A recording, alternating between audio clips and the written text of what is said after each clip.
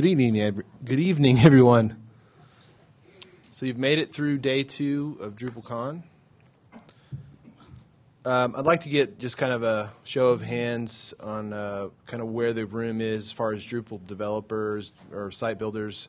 How many of you would call yourself maybe like a Drupal site builder? You don't write too much code, but you use Drupal every day. Okay. How many would you call yourself themers or something like that? Any developers in the room? All right, cool. Pretty mixed bag, which is good. So today I'm going to talk about building a blog with Drupal 8. I've changed the title in the last week or two because I really think the key point of what I'm going to talk about is that when Drupal 8 launches, it's going to be the first, I think, Drupal release that on the day it launches you can actually build full-featured websites with.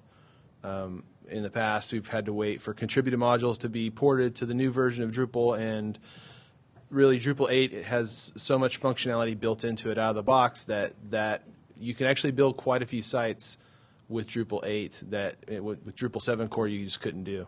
So a little introduction about myself. My name is Bob Kepford. I work at Media Current, and I'm a senior Drupal developer there. I'm going on about a year there, and it's a great company. We build websites. We do Drupal. We do content strategy as well as designing and theming and back-end development. And we're looking to hire developers and themers. So if you're interested, come by the booth and talk to one of us, and we'll get you started in the right direction. I also do a newsletter every week called the WeeklyDrop, which is a weekly rundown of the latest news in Drupal. So if you have an interest in Drupal, and I think you do since you spend good money to come to this conference, you'll probably find the Weekly Drop as something you'd be interested in. So check that out if you're not already subscribed. Also, if you are a subscriber and you like the Weekly Drop and want to help make sure it continues, I am selling T-shirts in the Drupal store. And so you could go by there and pick up a shirt, and that helps not only me but the Drupal Association. So that would be awesome. All right, let's start off with kind of a rundown of what's new in Drupal 8. There's a lot of changes in Drupal 8, and some of it has been controversial, but I want to make something clear. If you've heard kind of screams and moans from the developer community about Drupal 8. As a site builder, as somebody building sites in the Drupal admin, it's not a drastic change. Everything is kind of in the same, works basically the same way as it did in Drupal 7. It's just improvements. It's more of an evolution in the design of Drupal. So we'll cover some of these topics. New field API changes, HTML5 improvements, the content editing experience is much better. Improvements to form and display modes, mobile improvements. Views is now in core, which is probably one of the single biggest improvements to Drupal, and several other things. And we're gonna go through a few of these one at a time. So HTML5. When we say HTML5, obviously we're talking about more than just the doc type. And in Drupal 8. There's more HTML5 integration within Drupal. So that includes several new elements that are in the field API, and one of those is picture element. And this really helps if you're trying to build responsive sites, and you want to be able to provide a good image quality to your users on multiple devices, but you don't want to waste bandwidth, or you want to maybe provide art direction with on the different devices, so you want to have some control over which image is actually displayed depending on the screen size. And so the picture element was added to HTML5, and that allows you to do this. And you can kind of, if you look at the code, you can kind of see how that works. Basically, there's media queries inline, and this is supported out of the box with Drupal 8. You can configure this, and it's a big win. You can do this in Drupal 7, but it requires the picture module. So another cool addition is the date element. In HTML5 spec, the date element allows you basically to specify a text field, form field is actually a date, and that will allow the device you're using to use that context of what kind of data it's expecting and provide you a calendar or a different type of input element. So when you're using a computer, something like say the Chrome browser, you get a nice calendar pop-up to select your date. And whereas in the past, like you may have to use like a jQuery library or something like that to provide this functionality. So now this is just provided by the browser. So that's in Drupal 8. The new other new elements are email and phone. And again, it's the same kind of idea because the browser is going to know what to expect, what kind of input to expect. It makes it great for, so if you've ever used a form on your iPhone or your Android phone and you needed to enter in a phone number, it provides you with the number pad. It just works like this out of the box with Drupal 8. Another, probably one of my favorite HTML5 attributes is the placeholder attribute. So on any text field, you can add a placeholder attribute, and you can it's kind of like a tooltip basically within the text field. So if the user is expected to enter a phone number, you can provide an example of what that looks like, and it's just grayed out. You can theme this with CSS, of course, but this is something that's just supported out of the box in Drupal 8 now. So all these were kind of HTML5 elements. These are all a part of the Field API now. But there are several other improvements to Field API. So there are modules that have been added.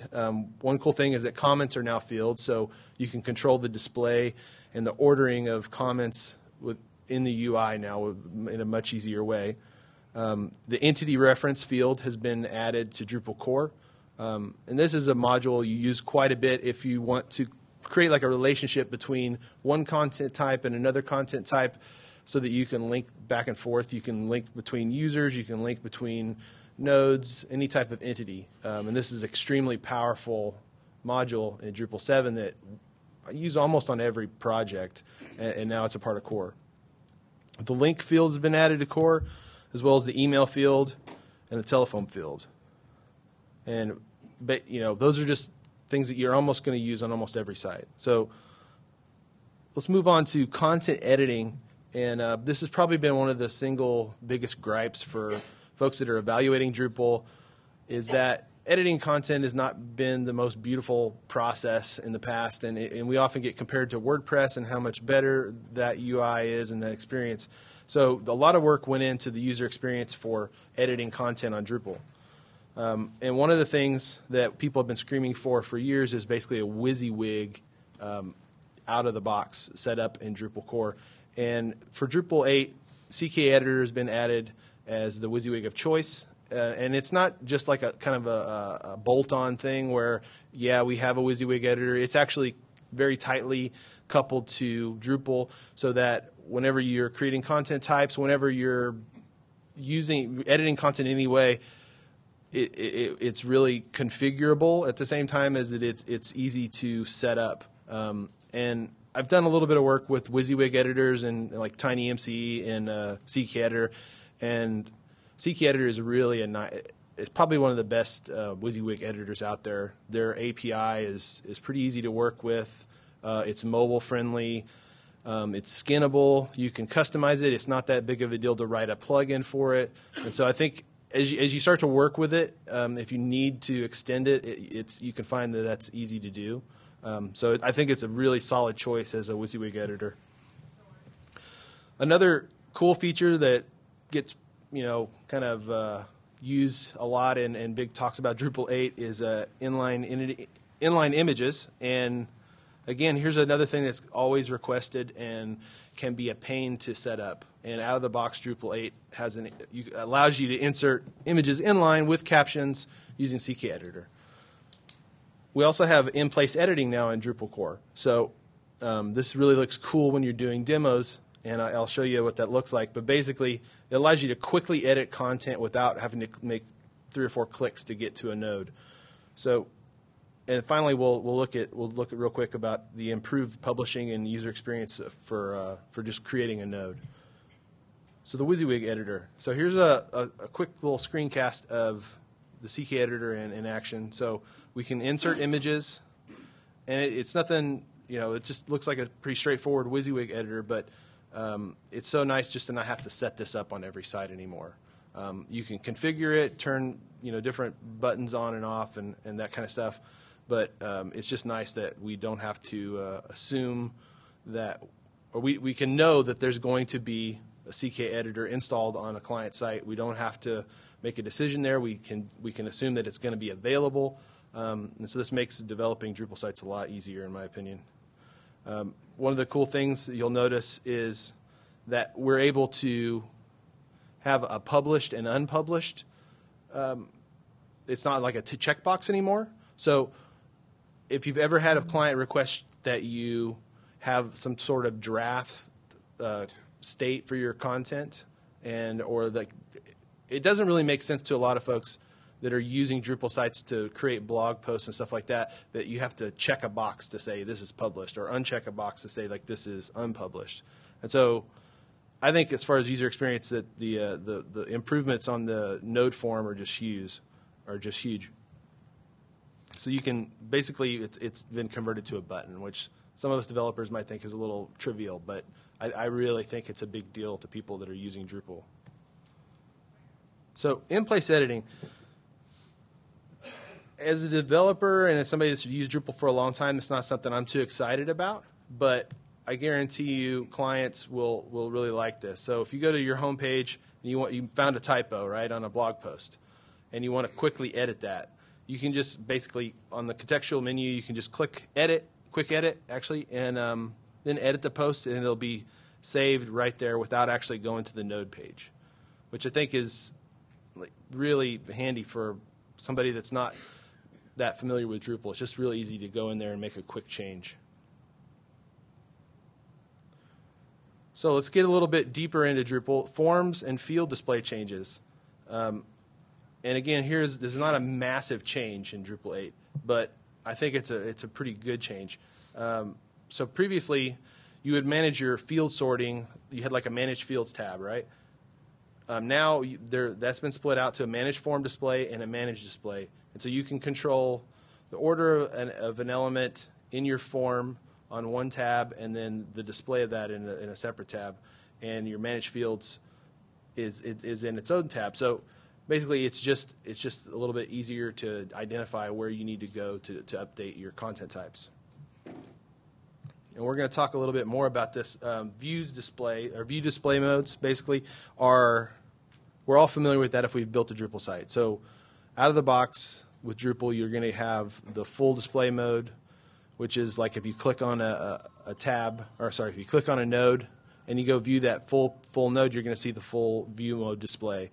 But if you go to your home page, the River of News kind of view, you see the teaser display. And there's also a display mode for RSS feeds. But out of the box, Drupal 7, that was pretty much all you got. Like if you wrote your own custom code, you could extend that. But now in Drupal 8, you can create your own view modes. And what a view mode is basically just a display of an entity. So this really, what using these view modes is really powerful, because you can create different displays for an entity, and then you can reuse those displays without having to, every time you create a view, add custom fields and custom order. You can just set up like a headline view mode. You can set up a teaser view mode. You can set up an image teaser view mode, and then theme those and add your CSS, and then you reuse those styles all over your website, and without having to add in custom template files for every view or write custom code in your template.php file. So you can use these view modes over and over on your site, which is really cool. But it's been kind of something that wasn't well supported in Drupal. Like you could easily write like a hook entity info alter function and declare your view modes and add new ones that way, or you could install there's several different modules you can use to install, but it was only kind of partially supported in Drupal core. You had to add this extra functionality to be able to use it. So now in Drupal 8, you can create and manage your view modes for all entities right out of the box. You can have view modes for forms, or you can have form modes is what they're called, or view modes, and you can customize those per entity.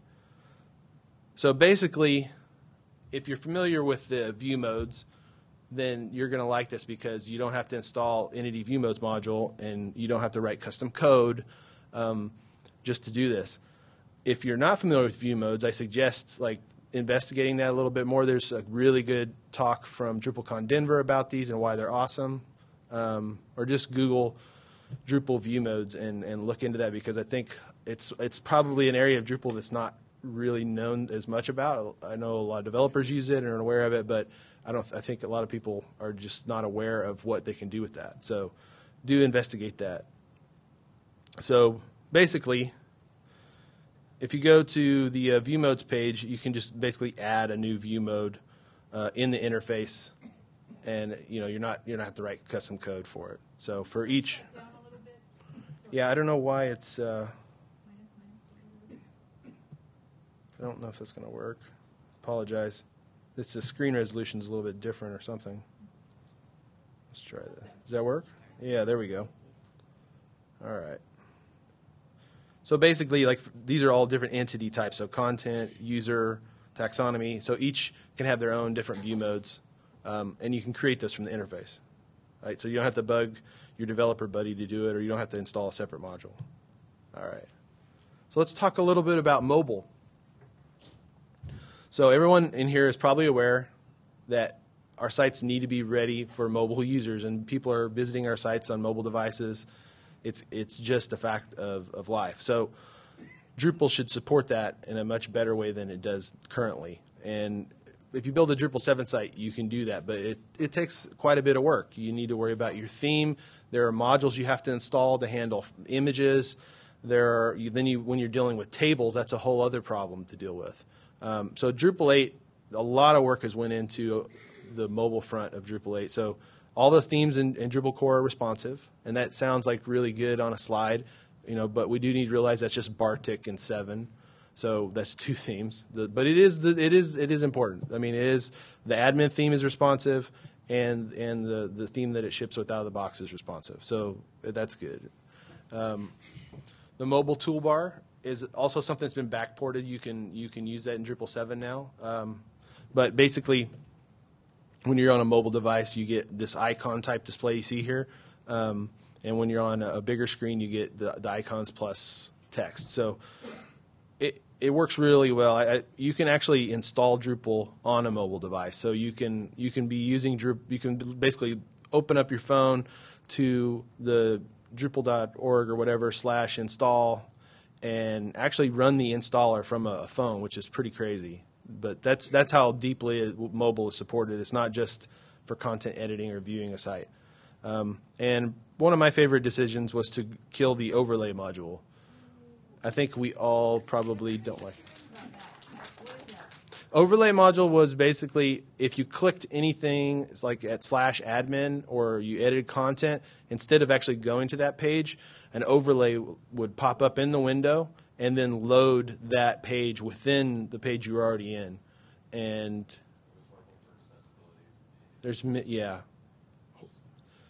so horrible for accessibility, horrible for theming, kill kittens, all that stuff is horrible. So we're all glad it's gone. I am sad for anybody who put work in that their work has been tarred and feathered for so many years. But yeah, I don't think many of us are very sad it's gone. So I think pretty much everybody's here is probably excited views in core. Like, why did it take so long? But with views being in core, like that's a huge for several reasons. It's not just because we don't have to download an extra module. Because when something is in core versus it being a contrib module, developers of modules can assume that it's there, and so they can use it. And so that's exactly what's been going on. I think there are still a few listings in Drupal 8 that are not using views. I may be incorrect about that, but most of the listing pages and lists in Drupal 8 now are views. If they were static, basically static functions or hard-coded functions before, they've been converted to views, which is really cool because that means you can modify things in the admin that before would be more complicated to modify, and probably most of us wouldn't do that. So now most of the views listings in core are views. It's easy to create feeds because of that. Like, so out of the box 7, you could create an RSS feed pretty easily, but now you can create a JSON feed, you can create an XML feed, basically of any view. So if you're familiar with views and you use it, it's there. It's not very different at all, but it's in core, and so that really helps us out. It's just the same views you know and love already. So here's an example of here's some list, basically a list of different views that.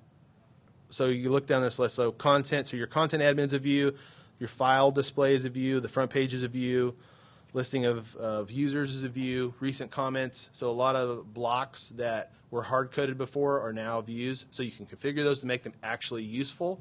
And you can customize your front page. I mean, a lot of these were actually things that we just disabled and replaced with a view in the past, as like at MediaKern, and probably a lot of you've done that. So it's just these are just kind of best practices that have evolved over time, and now they're being put into Drupal core. So one of our favorite things to hate on is blocks, right?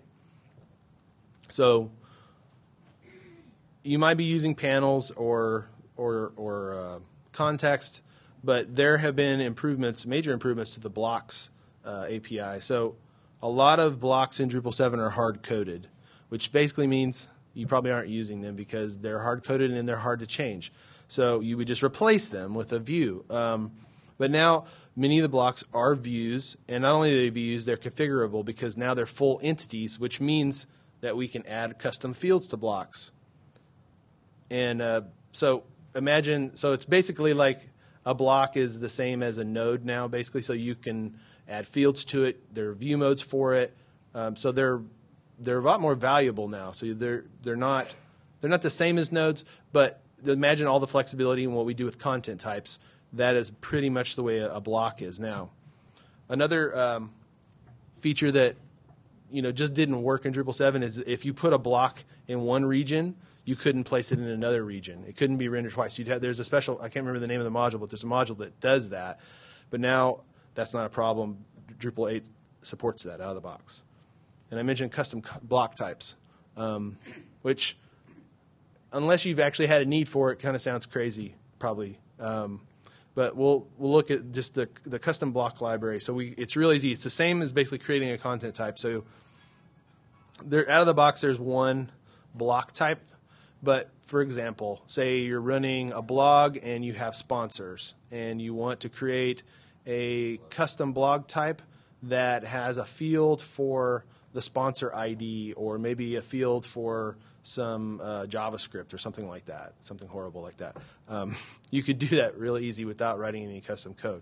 So you create a custom block type, and then you add the fields you need to it, and all your fields are available. So you can add images to your blocks, and so it's just another powerful tool. So if you think about all the things that you could do in Drupal 7 and all the modules that all these features are replacing, it becomes real clear that you can actually build a lot of the sites you built in Drupal 7 with a bunch of contrib modules with just core now. And I would really like to see folks start building install profiles with Drupal 8, actually just showing kind of what can be done out of the box, because I think it'd be a huge selling point for Drupal.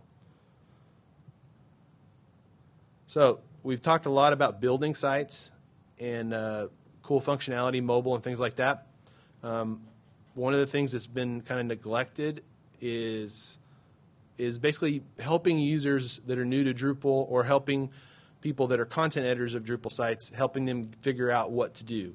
There are some cool JavaScript libraries that will kind of guide you through a website when you log in for the first time. If you've ever used, I believe some of like Basecamp, I think, does this. There's several.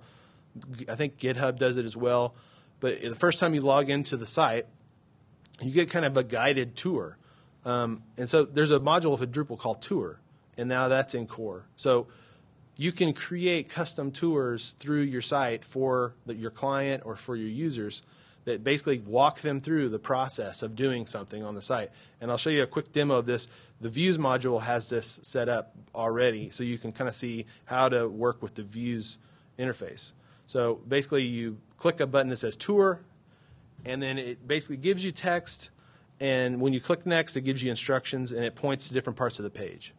And so, I mean, you could do this before, but it required setting up, a jQuery library that would do this. And now it's just a part of core. So now when you develop a custom module, if you're a developer, you can actually ship a tour with your module to describe how it's supposed to be used. And this is just, I mean, there's so much in Drupal now, and there's so many features that, sometimes every time I talk about this, it just blows my mind, actually, because so much is out of the box just set up for you. Now, is Tour backported, or can you use it in 7 now? You can use it in 7, yeah. I think there's I'm not sure if it's called Tour module. Somebody in the room probably knows the answer to this, but there's like I think a couple modules that kind of do this. And I believe there's a software as a service that will help you with this process as well. Yeah, Joyride. So there's a, I don't know if the module's called, I think there is a module called Joyride, but I think it is just a wrapper for the Joyride jQuery library, if I'm not mistaken. All right. So we built the site. We've kind of used the tour module to give our users a guide through what we've done, but we haven't really addressed the developers too much and like what happens after we launch the site and we need to make changes and we need to make sure that the configuration that we wrote in the initial build gets updated on the production site without losing any user data. So a ton of work has been put into the CMI, or the configuration management initiative. And basically, if you're not familiar with this, Drupal in the past has stored configuration as well as data or content in the database. And really, the fact that it's stored in the database is not really the biggest issue. The biggest issue is that it's not done in an API kind of way. That there are different ways that different types of configuration were stored, and it just kind of has evolved over the years. So this is a big pain point if you're developing Drupal sites. And the scenario kind of goes like this. This is one problem. We develop a site, right? We commit the code to Git, maybe. We push that up to a production server. Now we have people using the site, creating content. Users are creating accounts, and things are changing. Things are moving fast. Then the client comes to us and says, you know what, we need to add a new field to this content type, and we need to do that. We can't have any downtime. We have live data and all this. So we pull down the database. We add this new field. And in Drupal 7, there's a way to kind of work with this. It's called the features module. And there are other ways to do it as well, but typically we'll update the feature module, and all of our configuration is stored in code there. But if you've used the features module, it works most of the time. But that small percent of the time, whenever you hit problems, there a lot of trouble. And so getting your configuration that you've worked on in your dev environment up to production is quite an orchestration. And a lot more complicated than it needs to be. And so a lot of work has gone into Drupal 8 to basically handle configuration of modules, anything that's configuration in one way, and do that across the board. And so I'll show you just kind of basically what is supported. So you can take your Drupal site, build it, and export all your configuration into a tar gzipped file. And so all of your configuration for that site is now in YAML files. And we'll talk about what they are in a minute. And then you can take that file from production, pull it into, basically import it into your development site, and you have the same configuration. Then you can make changes on your development machine and export those changes and then upload them to your production site. And none of your user data will be affected at all. And so how does this look? So basically, it's really simple. And this is the out-of-the-box supported way in Drupal 8. There's obviously going to be other ways to manage your configuration with like Git and your file system and that kind of stuff. But this is the idea. Basically, you go to full export, you click a button, and you click another button, and you have a tar gzipped file with all of your configuration for your complete site. You can also do single import and exports of like views and different pieces of your configuration. But this is like the supported way to do it, and it's a huge win. Obviously, there's still going to be extension of this, like the features module is probably not going away. from what I've heard from the features modules, the folks that are developing that, is that it's basically going to be something that you install that will help you compartmentalize your configuration into features, that similar to what you have now. But now that Drupal handles configuration in a standardized API way, the features module code is a lot more simple, and a lot of the issues we've had over the years will be going away. So what does a configuration file look like, and what is it? When you download your configuration, it comes out as a YAML file, and YAML it looks a lot like JSON or XML, except it's a little bit cleaner. They're just basically configuration files, and you can see from this one, this is a what file is this? It's a field, right? NID. So basically, they're pretty easy to read. You wouldn't be editing these by hand usually. You're just going to be exporting them, making changes in the UI. Every module is going to ship with the YAML file, which is all of its configuration as a file. So this is a huge improvement over what we have now. So the point of all this, obviously, is that you can build Drupal sites with Drupal 8 that you couldn't do with Drupal 7. You don't, and I really want, like, today is not a good time to build a Drupal 8 site that you're going to launch. I think Dries addressed that the first keynote. But I think it's a really good time to actually start playing with Drupal 8 and testing it out. If you're a developer, I mean, it's a little risky, like, to build your own personal site with Drupal 8 in that, you know, whenever the next alpha comes out, it's probably not going to be a smooth upgrade path. But I really encourage you, like, to check it out. Like, you can go to simplytest.me and install Drupal in, like, I think like 2 minutes or something like that, and you have a Drupal installation in the cloud for like an hour, and you can just play with it, and then you just leave, and you know it'll be destroyed. If you want to install it locally, you can do that as well. There are several ways to do that. Pantheon as well is another way. Like, I know that they've been advertising this week that they have Drupal 8 installations that you can set up for free. So there's several ways, like, to get it, to try it out and kind of kick the tires. But there's a lot of new things in Drupal 8, and there are things I didn't have time to talk about: better multilingual support, web services. You're just getting all this stuff out of the box. So definitely, I'm excited about Drupal 8, and I hope you are too. I've got some links in my slides here for resources that you can check out after the slides are posted online. MediaCurrent has a Drupal 8 series that we have been updating over the past, I don't know when we started it, but it was a long time ago, and it's good stuff. There's some good stuff on Acquia's site. I also recommend, again, the WeeklyDrop. I have like a lot of up-to-date stuff as it's coming, as developments are coming through the pipeline. So, yeah, I'm excited about Drupal 8. I hope you are too. Please evaluate the session, and if you have any questions, I'm not guaranteeing I'll have the answers, but I will respond. So, anybody have any questions? There's a mic here if you want to come up and ask.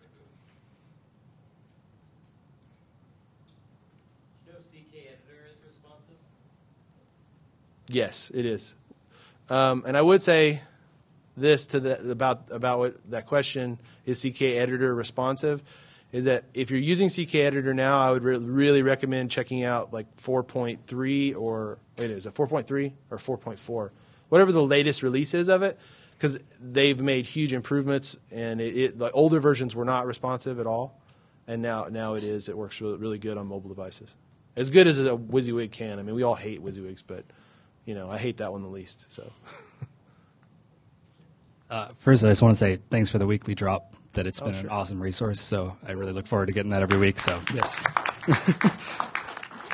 I was curious if the export feature for configuration is going to help do away with StrongArm as well. I mean, is that going to help export variables that exist within other modules, or is it really just for exporting your content types and your fields and that sort of thing? So I was waiting for the configuration management questions. The StrongArm module that we use now in Drupal 7. Yeah. Okay, so when you export something, it'll be included. Okay. All configuration is. I was saying all configuration is output as a file, and that's true. I went to the configuration management talk yesterday just because I knew I'd get these questions, and I know there's been a lot of changes in the last like 3 months. So everything's exported as a file, but all your configuration is also stored in the database because of there were several concerns, like performance was one, security was another, and user error was the third one. But that's a configuration change. Like you can switch. There's just like basically a setting in your Drupal settings file, and you can say like I want all my configuration written out to the file system.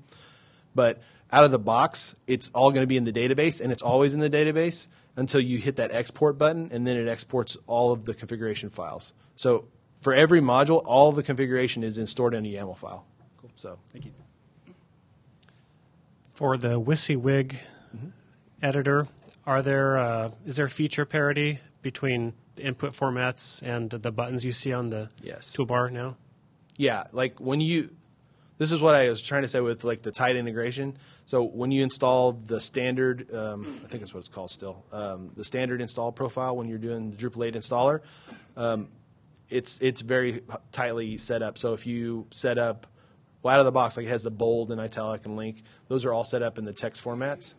I haven't tried making like a custom text format and a custom WYSIWYG configuration, but so I don't know that happens. I don't think that happens automatically, but it is set up so like if you just turn on, like you have bold turned on, it's not gonna strip out strong tags. So that's if that answers your question.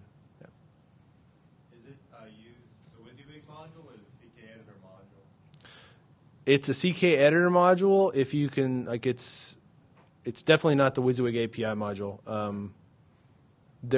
I don't know that there's really much. I don't think there's an upgrade path at all with Drupal 8 and 7. It's a migration path. So I actually don't know the answer to that because it's now in core. So I don't think like there's not a Drupal 8 version of CK editor, but if it does inherit any of the code from the CK editor module, I would not expect it to be very much. Okay. Yeah. All right. Any more questions? All right. Thanks. Thank you all for attending, and enjoy DrupalCon.